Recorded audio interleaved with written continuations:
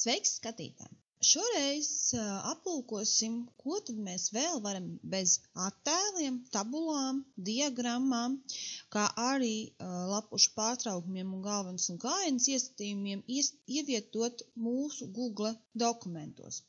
Līdz ar to paskatīsimies sadaļu ievietot arī tās lietas, kas varbūt nav tik bieži lietotas, piemēram, zīmējumi vai rakstzīmes speciālās, un attiecīgi redzēsim, kā tas viss mums šajā gadījumā strādā. Un es šoreiz izvēlēšos sākt ar zīmējumiem, un līdz ar to man būs sadaļa ievietot un zīmējumi, sapratīsim, kas tas ir, bet pirms mēs liekam zīmējumus, ieliksim jaunu lapu, kurā uzrakstīsim jaunu virsrakstiņu. Tātad ievietot un tādu lietu kā lapus pārtraukums, manā gadījumā man ir svarīgi, ka turpinās tāds pats noformējums, kāds ir iepriekšējās lapās, un citu individuālu noformējumu man nevajadzēs. Līdz ar to es lieku lapus pārtraukumu un nākošajā lapā rakstu virsrakstiņu. Dzīvnieki ekosistēmās. Tad, kad man virsraksts ir uzrakstīts, lai man tagad nav jāmeklē, kādas tad ir tās formēšanas lietas, ar ko tad es strādāju, atceros, ka man bija izveidota tāda lieta kā stili, kuram es piešķīru jau tādus izskatus, kādi man ir jau redzami augstāk, tur, piemēram, kur mums bija dzīvnieku nosaukums vai dati par Latvijas dzīvniekiem, tad šie varianti dažādi. Līdz ar to atrodu augšā, kur man ir rakstīts stils, izvēlos, ka man vajag virsrakstu 1 un lietoju konkrēto stilu, līdz ar to piešķiru šajā gadījumā šim te tekstam un šim te virsrakstam. Un šajā brīdī es varētu pievērst jums vēl vienu uzmanību, ja man augšā izvēlnītais skats ir ieslēgta sadaļa rādīt struktūru skatu, tad kreisajā pusē jūs šobrīd redzat visas nodaļas un apakšnodaļas, ja tādas ir, kuras tad mēs esam izmantojuši, tad šajā gadījumā, kā mēs esam izmantojuši šos stilus, kur mums parādās virsraksts 1, virsraksts 2, varētu būt arī virsraksts 3, tas viss parādās šeit, un mēs savā ziņā varam jau daudz maz vienkārši pārvietoties arī starp šiem te virsrakstiem. Principā varētu teikt, ka mums ir tāds kā mazs satura rādītājs, kas nav iekļauts pašā dokumentā, bet kuru mēs varam apskatīt. Bet šajā gadījumā sāksim ar tādu lietu kā zīmējumiem. Tad man ir ievietots virsraksts. Ja man te kaut kas ir nepieciešams vēl aprakstiņam, varu ievietot arī aprakstiņu. Bet šajā gadījumā tad sākšu ar zīmējumu. Kā tad tas strādā? Podziņi ievietot, zīmējumi, un man ir divas iespējas. Zīmējums, kas ir jauns, līdz ar to es veidoju jaunu zīmējumu, vai zīmējums no diska. Ja mums šis zīmējums ir veidots jau iepriekš un saglabāts Google diskā, es šajā gadījumā izvēlēšos jauns. Nu, un kas tad notiek? Man atver, varētu teikt tādu sadaļu, kas ir zīmējumu lietotne.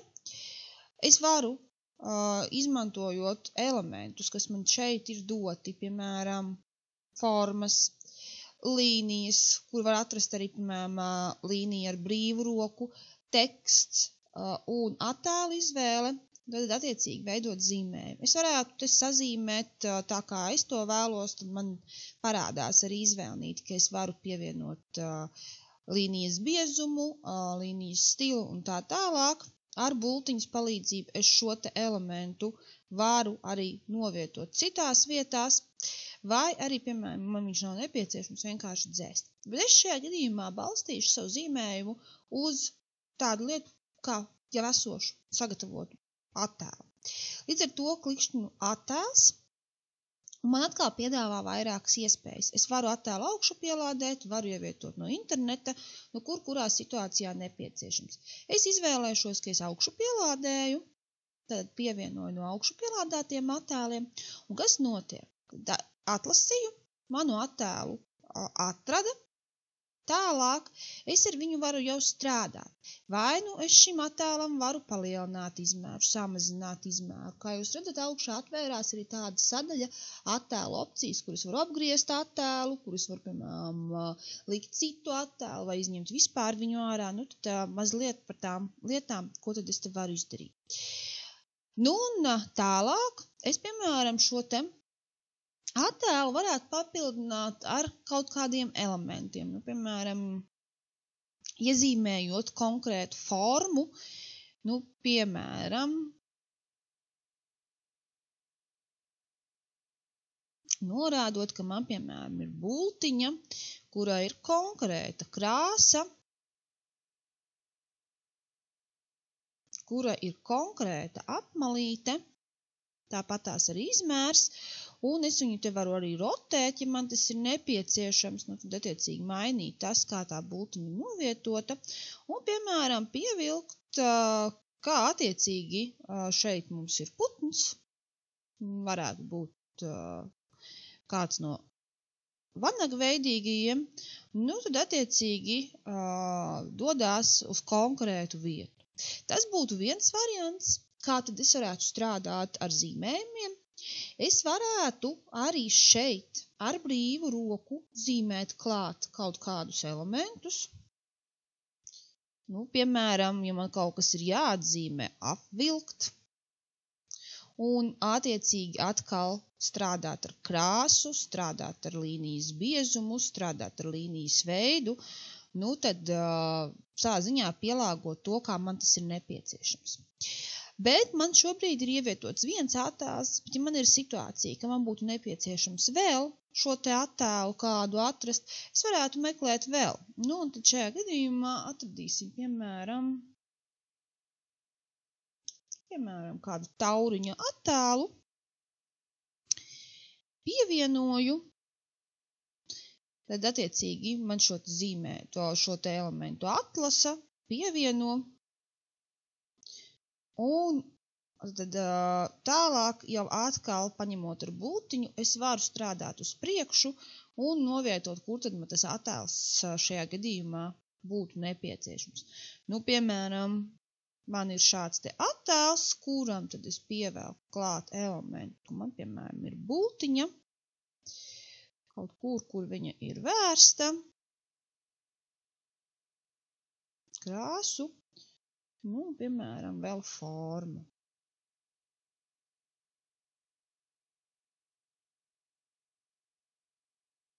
Un redzam, šeit man ir aizpildījums, es vēlos bez aizpildījuma, piemēram, un varu ielikt arī tādā formātā. Tātad šis ir tas variants, kā tad es konkrēti varētu strādāt ar attēlu.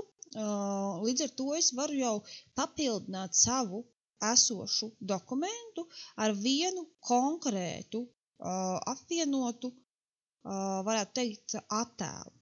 Tad, kad es esmu šo pabeigusi, es viņu varu ievietot tālāk savā dokumentā, augšā ir podziņa saglabāt un aizvērt.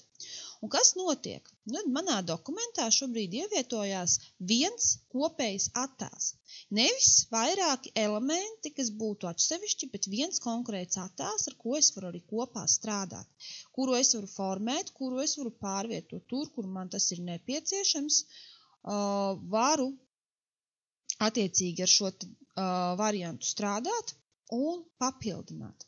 Un ja man ir situācija, kad es saprotu, ka man te vajag vēl kaut kādus elementus vai kāds elements ir par daudz, dubult klikšķis uz esošā zīmējuma, atveram vaļā, atkal rediģējam.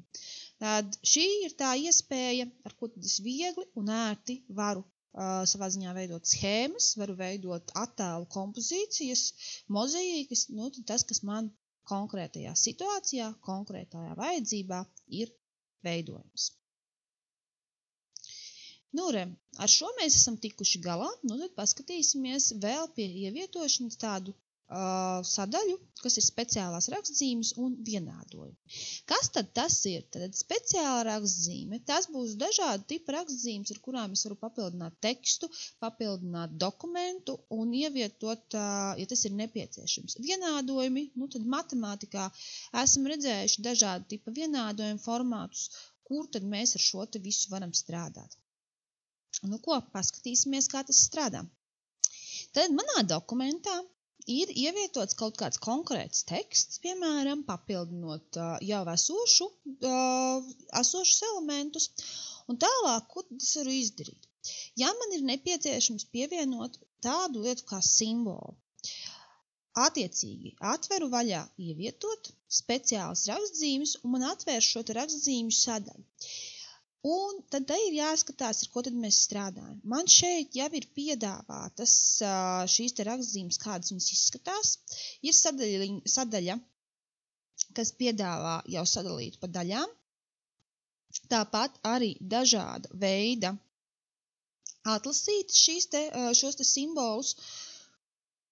Un tad man blakus ir zīmēt šo simbolu. Nevienmēr šī opcija strādās, bet bieži vien es varu ar šo te strādāt ļoti skaisti un ļoti smuki. Nu, piemēram, es zinu, kāds man šis simbols izskatīsies. Es viņu varu uzzīmēt, tad uzskicējot, un tad man piedāvās tas, ko dokumentā no rakstzīmēm spēja atrast līdzvērtību. Es varu izmantot, es varu arī zīmējumu atkārtot un meklēt kādu citu elementu, piemēram. Un, lai ietvietotu rakstzīmi, man nav jāaizver vienmēr šī sadaļa, es varu vienkārši kursoriņu novietot attiecīgajā vietā un likt klāt jaunas rakstzīmes. Tad, kad darbiņš ir paveikts, varu šo izvēlnīt ciet un varu strādāt tālāk ar rakstzīmēm, tāpat kā ar tekstu. Man vajag viņam citu izmēru, ievietoju ar citu izmēru, strādāju ar krāsām, ja tas ir iespējams, ne visām rakstzīmēm tas būs iespējams, ar fontiem un citām lietām. Nu, un tad paskatīsimies, kas tad ir vienādojumi. Lai tas vienādojums mums drusciņi izceltos starp tekstu un, piemēram, šajā gadījumā zīmēm, ko mēs ievietojam. Ievietošanas sadaļā man ir vēl viena ļoti laba lieta, ar ko es varu savā ziņā formēt un sadalīt savu lapu. Man ir tāda lieta, ko sauc par horizontālu līniju, ar kuru tad es varu strādāt tajā gadījumā, ja man ir kaut kādas konkrētas lietas vēl papildināmas un ievietojums.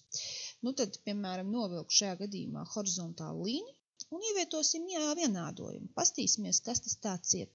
Klikšķinot virsū vienādojums, man atverās vaļā augšā sadaļiņa jauns vienādojums un parādās vairākas iespējamās opcijas. Sadaļa grieķu burti, daudz un dažādi šie grieķu valodas burti. Tad man ir tāda lieta, kā attiecīgi dažādi simboli, dažādas zīmes, tad varētu teikt darbības zīmes. Tad ir attiecības, nu tad, piemēram, lielāks, mazāks, lielāks, vienāds, nav nevienāds un tā tālāk. Tad ir matemātiskās darbības, kur jūs atradīsiet dažādus šo te matemātisko darbību šablonus, kuros jūs varat ierakstīt iekšā informāciju un dažādi tipa bultas. Nu, pamēģināsim, piemēram, uzrakstīt šajā gadījumā vienādojumu ar kaut kādām konkrētām lietām viņā ietvertas. Tad izvēlos no matemātiskajām darbībām šo te laukumu izskatu, kāds man viņš izskatīsies, un rakstu iekšā šo te informāciju. Un tā kā es paņēmu, ka viņam ir tā kā sadaļa šeit tai x-iņā, ir sadaļa, ka man ir x un tā kā apakšā esošs indeksiņš, tad ar bultiņu pārvietojoties, es varu tikt līdz tam variantam, ka viņš man piedāvā jau rakstīt, piemēram, v-vit, vēl viens bultas nospiešanas formāts uz priekšu, un atkal burtiņi ir attiecīgajā izmērā. Tālāk ieliksim tādu lietu, kā attiecīgi daļsvītru, un ierakstīsim augšā, piemēram, burtiņu L, apakšā T, šim te vienādojumam, šajā ziņā izveidojot, piemēram, vidējā ātruma vienādojumu. Ja nepieciešams strādāt ar vairākām šīm sadaļām, mierīgi to varam darīt. Nu ko, pamēģinam, paskatāmies, kā sanāk, lai veiksmīgi strādājās.